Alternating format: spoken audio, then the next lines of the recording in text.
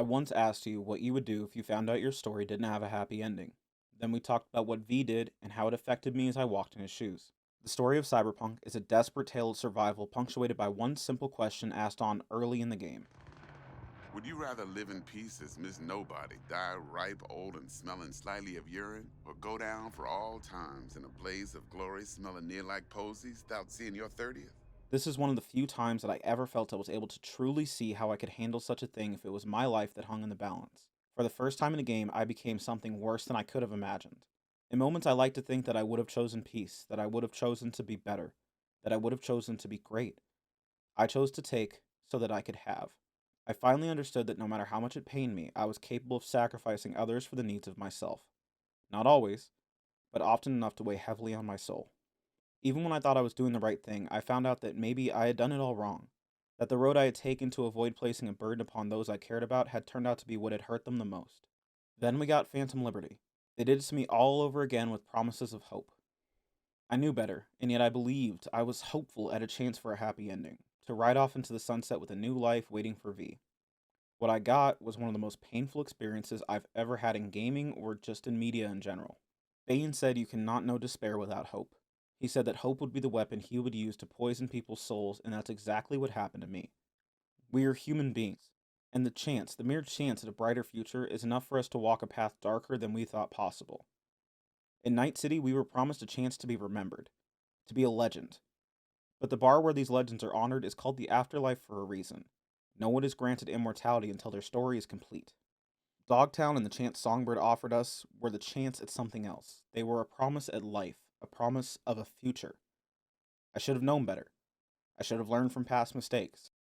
But I didn't, and I got hurt all over again. Before Dogtown, though, let's take a quick look back at the overview of our story for anyone who hasn't played it, and then get into each of the original endings. V is a mercenary in Night City. Along with his best friend Jackie, he will be offered a chance of a lifetime to pull off a robbery against one Yorinobu Arasaka, son of the most powerful man in the world. It goes wrong as the container holding the biochip you're trying to steal gets damaged in the escape, and the only safe place for it after Jackie dies is inside your own head, so you slot it in.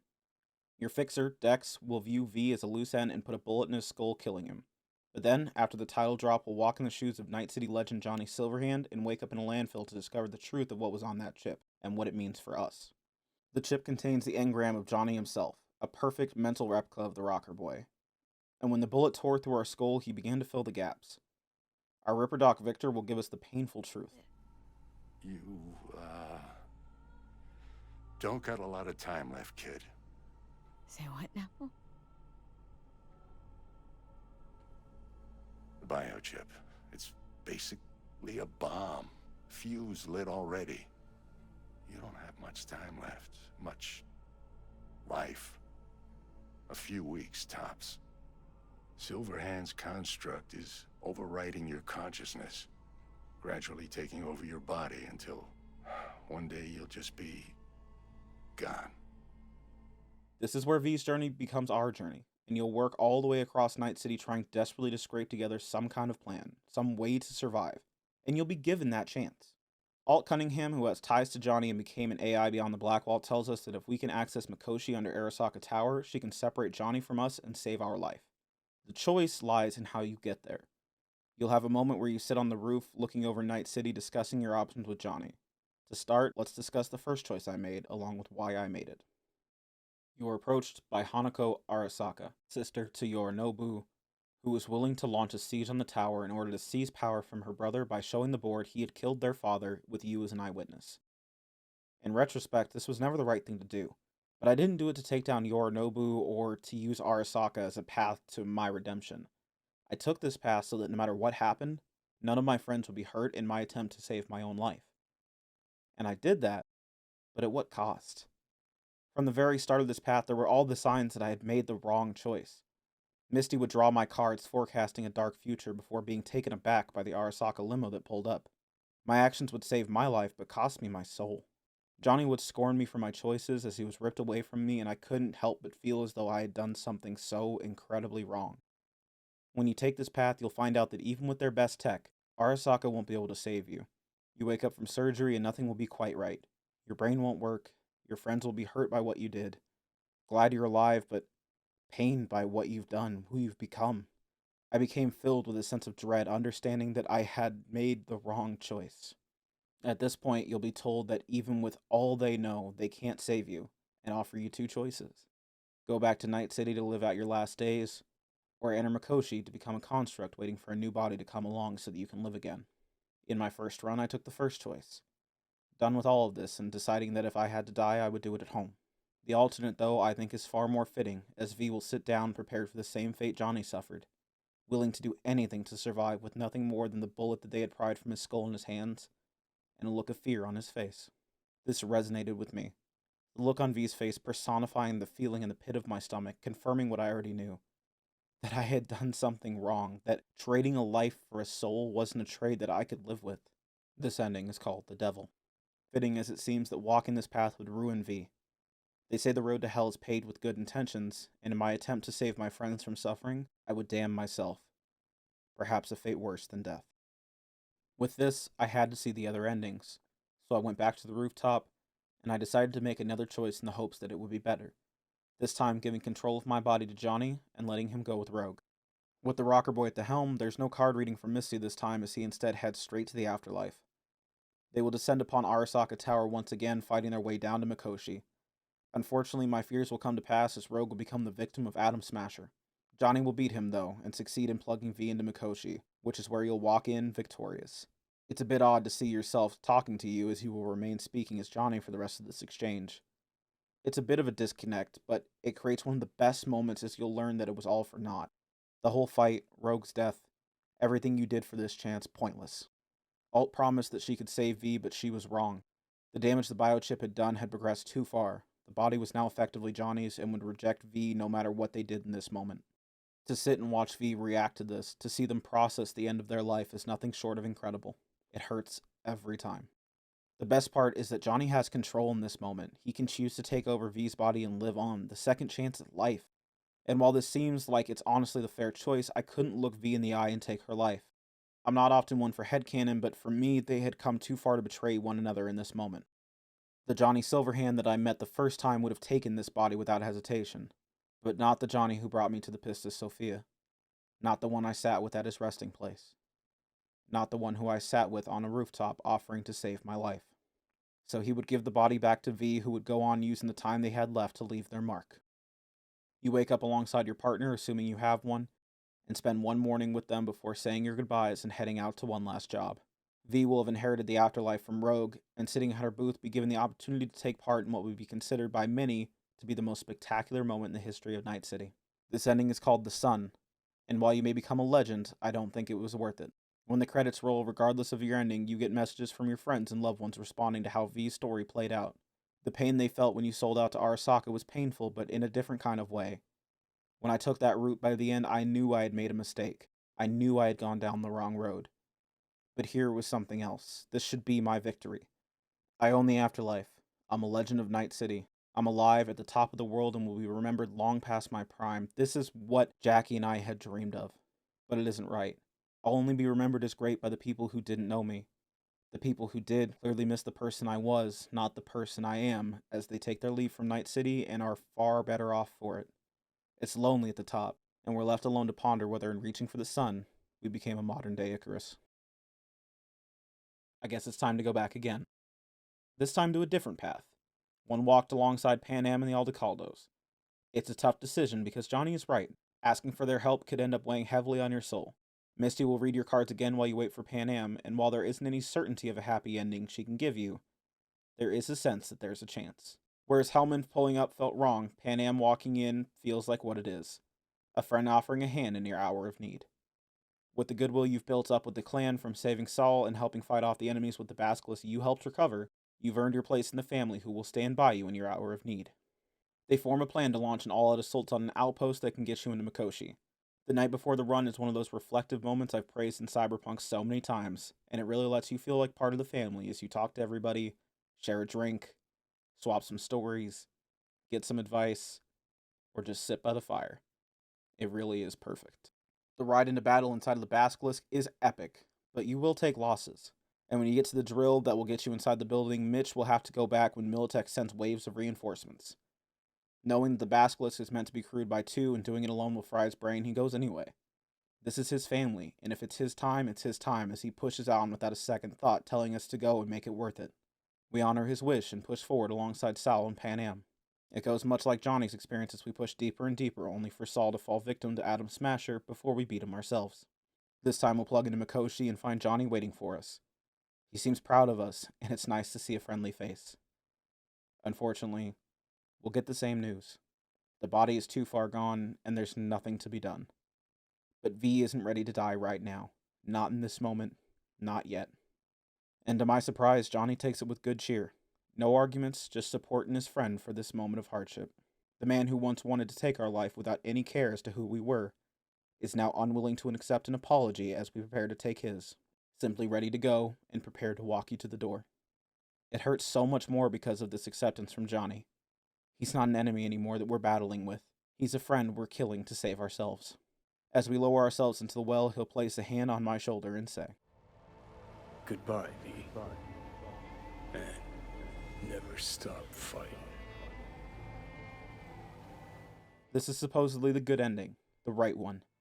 And I have to admit that it's the only one that didn't have my stomach tied up in knots. Instead, leaving me feeling bittersweet. We only have a few months to live, and we're going to spend that alongside people we love as we leave Night City behind, traveling to Arizona with the Aldecaldos, moving as the nomads do. These are also by far the most cheerful messages you get from friends on the way to the credits. Besides someone who's still a little mad, can't please them all. Rot in hell, Kusama. This is probably as close as we get to a happy ending in Cyberpunk. As close as we get to riding off into the sunset.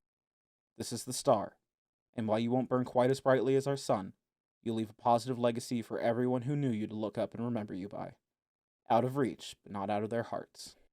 It hurts to have lost so many in the search of only a few months of life, but they may have given V something that he had never had prior, the chance to actually live, instead of just being alive. And as an observer, I'm glad V got that chance. But as someone who felt as though I had become V in our journey together, it's an ending that left me with just a little too much guilt. Enough to make me wonder if there was another way. And in the base game, there are 2 more. Now, before we get to this ending, I need to clarify something. I'm about to celebrate a scene in which a character takes their own life. I need to make it clear I am not in any way celebrating the action itself, merely the writing and context in which this decision takes place. I am one who finds my own mind outside the range of the light quite often, and I don't want to be the reason anyone removes their own light from the world because their own darkness became too much. Resources will be provided below in the description and pinned comment for anyone struggling right now. Someone is out there for you, whether it be a friend, a loved one, a counselor, a movie, or a book.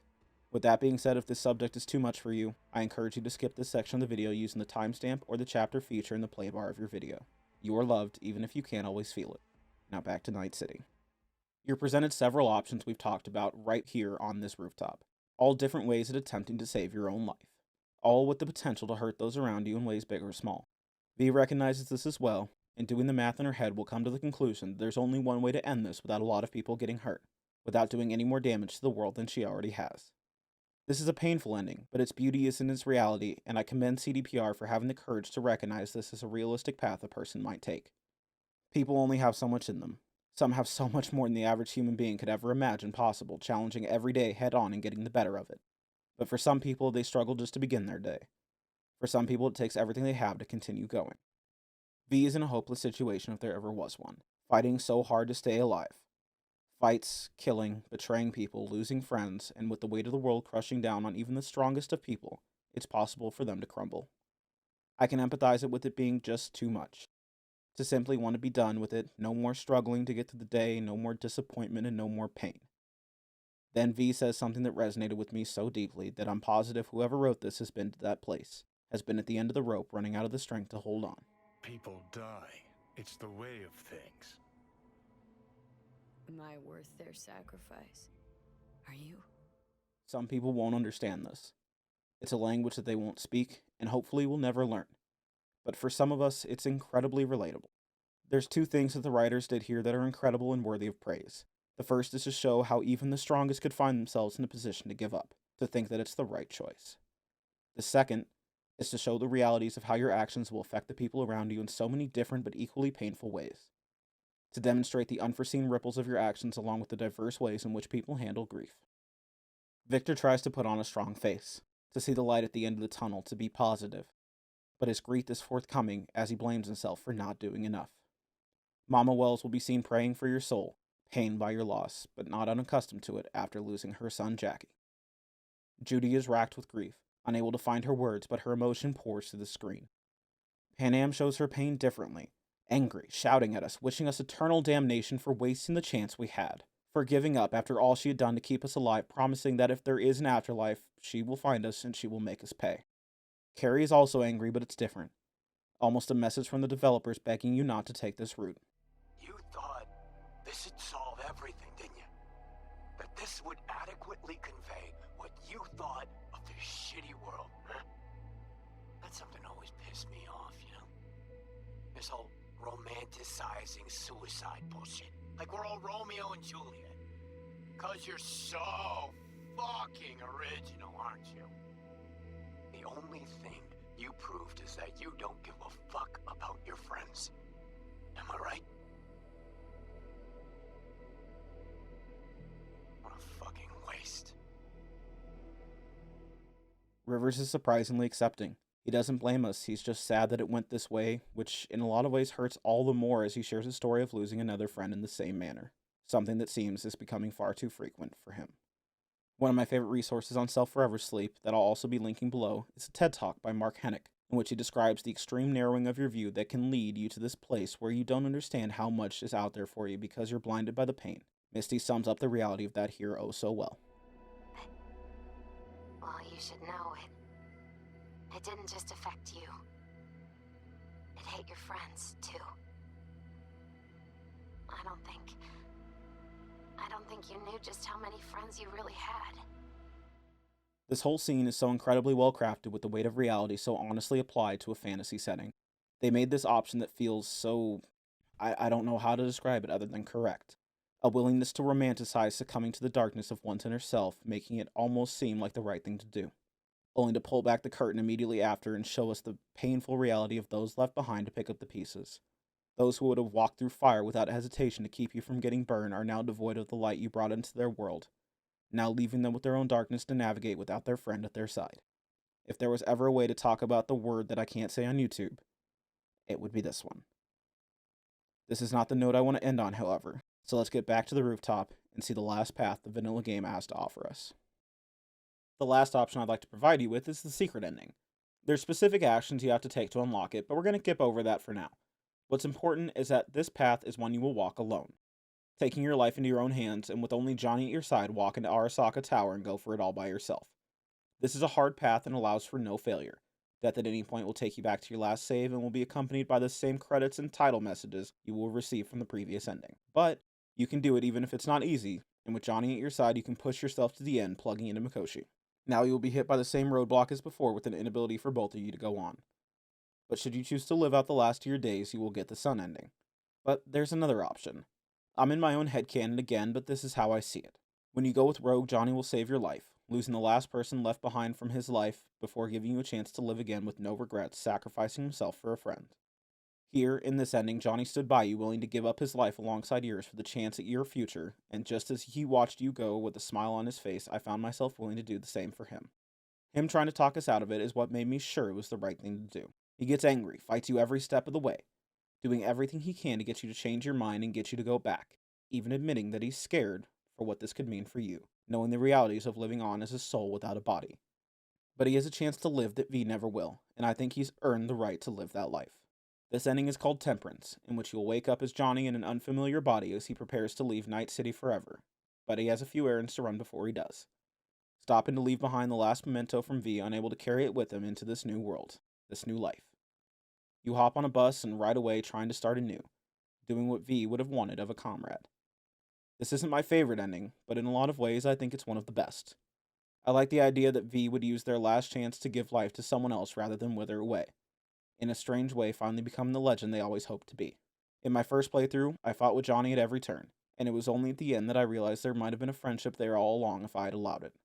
And now, after walking in V's shoes over and over again, I think I found a love for Johnny Silverhand, which is what made the new ending in Phantom Liberty so much harder. We got promised an ending where V could live. I guess we should have asked for a happy ending instead. Because my god, nothing has struck me quite like this. Assuming you make the right choices, well, it may be a bit more complicated than the right choices, but assuming you make the choices to unlock it, there is a new ending to V's story to be found in Phantom Liberty. You will get an offer from Solomon Reed and the FIA to remove the biochip safely. Unfortunately, they can't do it without killing Johnny in the process. So here we find ourselves on this rooftop for the last time, pondering killing Johnny to save our own life. He doesn't fight you, doesn't get angry, doesn't try to talk you out of it. But this is the first time he seems almost hurt by your choice. Unlike in the other moments where you were forced into a situation where it was you or him, this is the only time you've had the choice to go another way and chose to kill him instead. You text your friends to let them know you'll be gone for a couple of weeks, maybe a month at most, while you wait for your ride. As you fly away, you'll get one last request from Johnny, to open the door that he can see Night City one last time, and we honor that request, leading to one of the most heartwarming scenes I've ever seen, as Johnny Silverhand greets his end with a full heart, ready for his time to be done. He handles his last moments with such poise, such courage, that I wasn't quite sure what to feel. But for a moment I forgot about the future and just lived in this moment, saying goodbye to my friend. How are you doing this? Being so damn calm about it. Died once already, you know? Getting used to it. Jokes aside, though,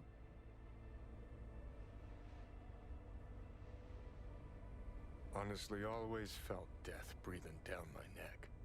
That's why I lived like every day was my last. But now, first time in fucking forever, I feel at peace.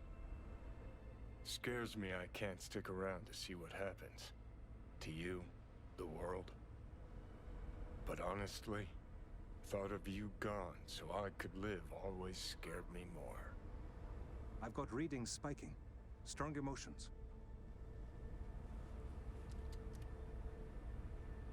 Let's do this. We want your brain burden-free. Never know how stress might affect it.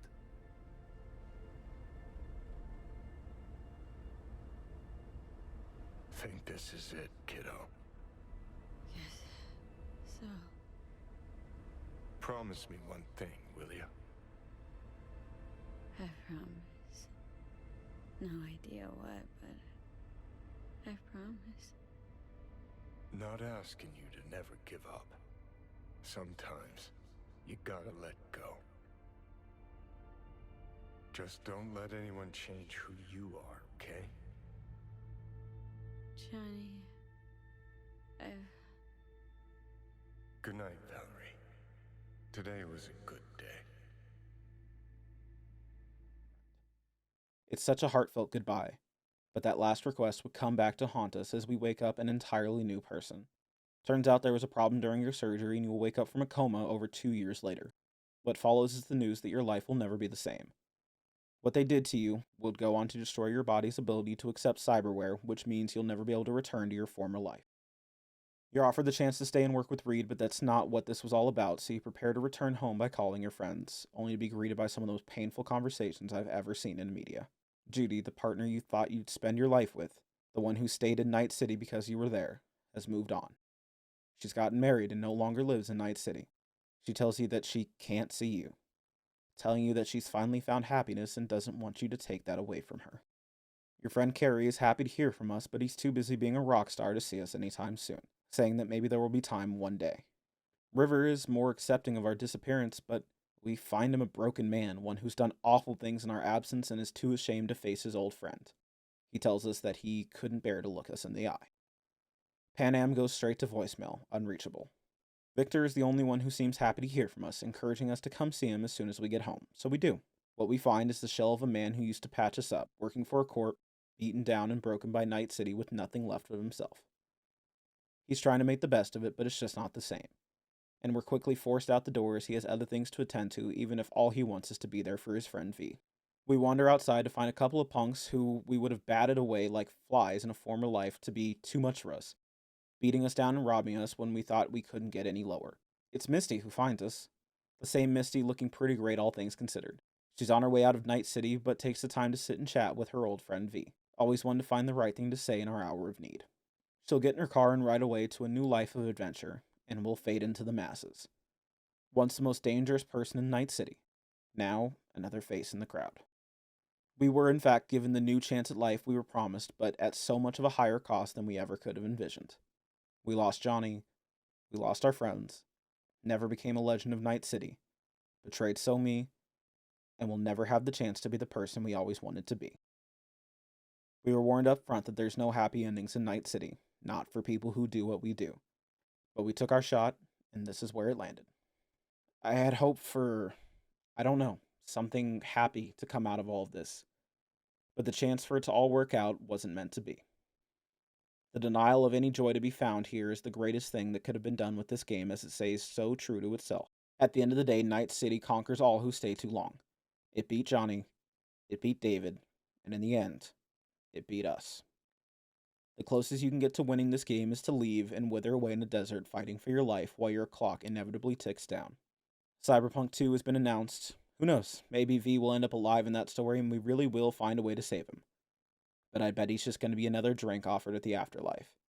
Another story told by those who didn't know him. So there you have it. When I last spoke on Cyberpunk, I said that it wasn't a happy story. And now with the first and only expansion behind us, we can confirm that there are no storybook endings. Cyberpunk and its endings are amazing not because they bring me joy, not because I'm excited to see them again, not because it all works out, but because they're exactly what they should be. We live in a world where you being the main character means you figure it all out. You do the impossible. You fix everything and you win the day. What the writers here did was create a world we could believe, made you a part of it, then held true to their convictions at the end. There was no Deus Ex Machina moment where someone swoops in to save you. You're just a person given an impossible task, given choices no one would ever want to be presented with, then given the opportunity to see how it would all play out. It's going to make the game a little bit harder to play again, but through all the pain, I don't think I'd want it any other way. After laying them out and looking at all the endings like this, I can say that either the Star or Temperance are my favorites, but I don't know which one I think is the best. I can make an argument for each of them. The best part is that they're all paths I could see myself walking for better or for worse. Going with the most powerful factions of either Hanako or the FIA will give you a chance to live again, but will cost you your soul in the process. Temperance gives Johnny the chance to live again, to do better, to be more. But is V spending the rest of time trapped in cyberspace worth it? Is that the ending we want for our hero?